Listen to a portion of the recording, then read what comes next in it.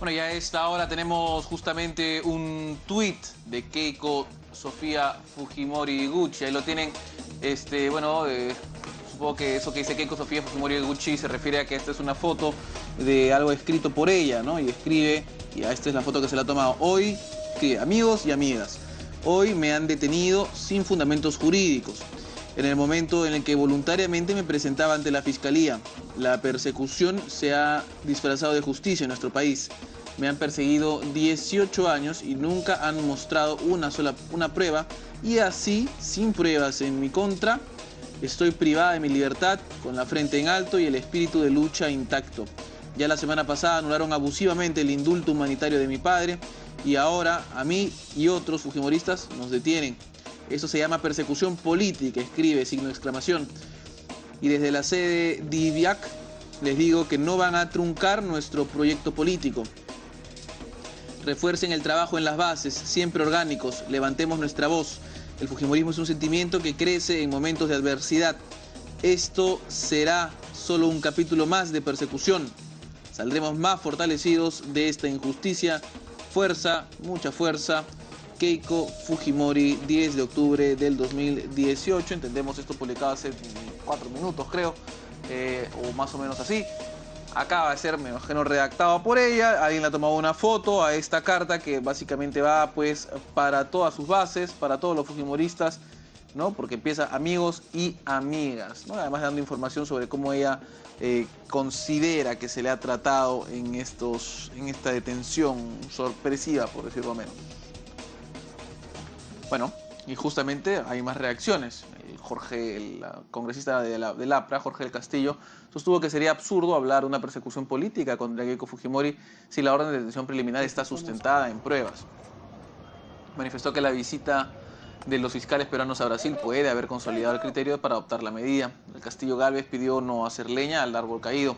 Asimismo, llamó a estar atentos a las acciones judiciales que se ejecuten de manera correcta y que no se cometan abusos. Esperemos que sea una decisión que esté adoptada en base a pruebas o indicios suficientes, ¿no? Es de suponer que la última visita de los fiscales a Brasil puede haber consolidado algunos criterios, ¿no?, que han llevado al Ministerio Público a solicitar esta medida preventiva y al juez a aceptarla. Así es que, en fin, no hay que ser leña del árbol caído.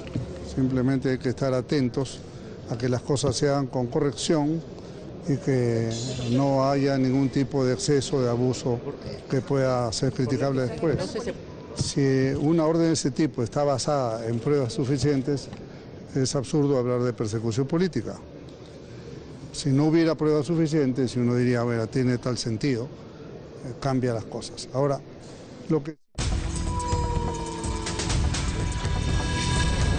Y justamente para poder esclarecer un poco más lo que ha ocurrido y además de, como bien se dice, las pruebas suficientes necesarias para esta medida, se encuentra con nosotros el abogado penalista Mario Amoretti para contarnos un poco de qué es lo que se trata cuando se habla de una detención preliminar contra una prisión preventiva y otras cosas más. Gracias por estar enlazado con nosotros. Buenas tardes. ¿Qué tal? Muy buenas tardes. Una detención preventiva, según una investigación preliminar, se dicta cuando se requiere realizar diligencias urgentes y necesarias. Y por lo tanto se requiere la presencia de la persona a quien se le está investigando. Esta información que han recabado de Brasil, bueno, requiere que ella reafirme o rectifique si es que verdaderamente hubo, es lo que manifiestan los colaboradores eficaces. Porque justamente en una diligencia de colaboración eficaz, la información que proporciona el colaborador se requiere que tiene que estar corroborada con otras pruebas, con otros elementos probatorios, otras diligencias, el cruce de documentos, etcétera. Lo que nos llama la atención es que se disponga la detención de una persona que está siendo objeto de una investigación en base a la información que ha obtenido en Brasil. Y esto, vuelvo a repetir, es una corroboración que se hace intercambiando una serie de informaciones, una serie de documentos para corroborar que lo que dice el colaborador eficaz tiene sustento. Y digo que me llama la atención porque en realidad esta corroboración no se va a hacer con la declaración de ella, porque ella no va a aceptarlo. Ok. O sea, digamos, lo que actualmente tendría que hacer la Fiscalía o el Ministerio Público es corroborar la información que se les ha dado, me imagino con los documentos, con la información bancaria, con las llamadas y con demás cosas, no con las declaraciones de Keiko, ¿cierto? No con las declaraciones de Keiko. Porque la ley que faculta la detención preventiva en una investigación preliminar se llama diligencias urgentes y necesarias. Pero con la declaración de ella no se va a conseguir. Claro, entonces lo que usted está diciendo es que más bien es de carácter procesal, usualmente la detención preliminar, y no de carácter, digamos, como la prisión preventiva, porque se puede escapar o no. Pero eso ha sido parte del argumento, ¿cierto? La argumentación jurídica que se ha dado, que más bien no hay un arraigo, que no trabaja, ¿y qué más hay? Que además y que, digamos, que no tiene, y que obstruye la justicia, ¿no? Entre esos han sido, digamos, parte de los argumentos que se sostienen. Bueno, no haber concurrido oportunamente una declaración o una citación, esto no significa que está obstruyendo el acreditamiento de los hechos. Si no, imagínese usted, medio Perú estaría investigado, estaría preso. Y tenemos nosotros que ya hay ejecutorias del Tribunal Constitucional en el sentido de que el hecho de que una persona no tenga un trabajo, pero tiene arraigo familiar, tiene arraigo conyugal, tiene una casa donde vive, eso se demuestra que hay lo que conocemos nosotros, un lugar donde se le puede ubicar, y prueba de ello que es un líder político. Y sobre todo, ya en el caso de Humala, en el caso de Moreno, en el caso de los empresarios de la construcción, del Club de la Construcción, allí le enmendaron la plana al juez, porque justamente parte del sustento de él de que detengo porque hay peligro procesal de fuga, hay peligro procesal de obstaculización de esclarecimiento de los hechos, pero ya el Tribunal Constitucional en la sentencia que dictó Humala le dijo claramente, oiga, solamente procede de que tal la detención de una persona en tales y tales casos. Claro. Y que no hay. Doctora Moretti, me va a disculpar un segundo, quédese con nosotros en la línea para seguir viendo, hay todavía un par de cosas que esclarecer. Más bien, tenemos una noticia de último minuto, y eso tiene que ver con otra persona, otra mujer vinculada además a los altos mandos de la política. Ahí la tenemos justamente, ahorita vamos a regresar con el doctora Moretti. Nadine Heredia tuiteaba hace escasos minutos, dice: soy crítica de Keiko Fujimori, pero también del abuso de la prisión preventiva. Recordemos cómo ellos fueron enviados a la prisión preventiva, ¿cierto? Nadine Heredia y Ollantumala. El Poder Judicial debe garantizar que se respete el debido proceso y la presunción de inocencia, más aún cuando se trata de una madre con hijas pequeñas. El interés superior del niño no se debe pasar por alto, ¿no? Esto es algo que ellos ya habían dicho, ella también ya se había mencionado en esta dirección, en este sentido, no apoyando a Keiko Fujimori, no, más bien en el caso de ella, cuando fueron dados de prisión preventiva. Y en este caso dice que es crítica de Keiko Fujimori, eso creo que está más que claro que lo es, pero en este caso Nadine está más bien hablando respecto de la prisión preventiva, aplicando su argumento a la detención preliminar. Se sobreentiende eso de lo que está pasando. Sobre todo dice, y lo más importante acá es que el Poder Judicial debe garantizar que se respete el debido proceso y la presunción de inocencia, más aún cuando se trata de una madre con hijas pequeñas, ¿no? Ahí para ambos aplica esto, tanto para Nadine Heredia como para Keiko Sofía Fujimori, y eso es, bueno, curioso, digamos, las cosas que ocurren a veces en la política. Nadine Heredia saliendo medio que a defender un poco la situación de Keiko Fujimori. Pero bueno, ahora volvemos con el doctor Moretti, que está enlazado justamente.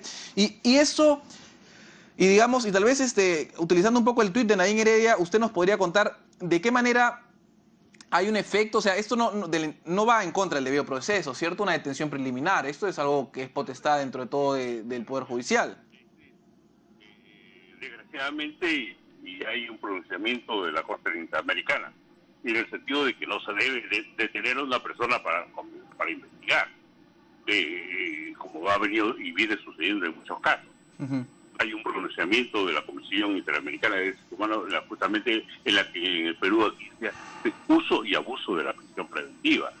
Sí, el fiscal está convencido de que hay elementos de convicción para que ella esté involucrada en hechos delictivos, pues lo más lógico y lo procesal hubiese sido que ya hubiese denunciado la continuación de la investigación preparatoria y pedir prisión preventiva.